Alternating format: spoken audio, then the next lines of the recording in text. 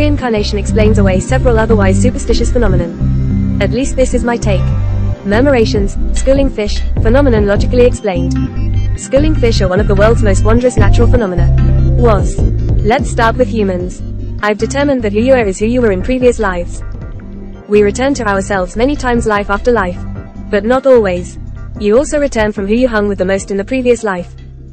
This explains why spouses with long marriages look similar and share other similar features. This also explains why blue bloods throughout history traditionally intermarry. Each of them are schooled to keep a knit relationship to each other. This will ensure they return wealthy and free as they've been for centuries.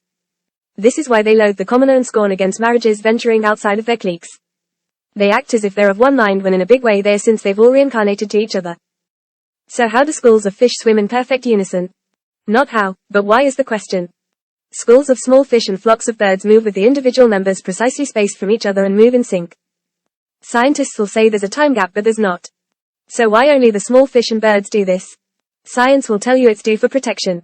But it's done because the smaller breeds have the shortest lifespans. They recall each other's movements from the previous life, which may be just a couple years ago due to their short lifespans. This is why they recall better than bigger fish with longer lifespans. So in recap, smaller birds like starlings and small fish like minnows have short lives, hence their ability to remember every move which they do over and over many reincarnations. This also explains animal instinct, and why pets that don't have their memories wiped can detect earthquakes and when their owners come home. They don't detect anything. There's no such thing as animal instinct. Nothing supernatural is at work. There's no quote, phenomenon, here at all. Again, it's total recall from former lives. So reincarnation explains a lot and covers a lot of topics. It also explains the 100th monkey phenomenon. All the monkeys on neighboring islands were like the blue bloods interbreeding and returning as their fellow monkeys. So some of the monkeys on neighboring islands were previously from the island where they started washing their sweet potatoes before eating them.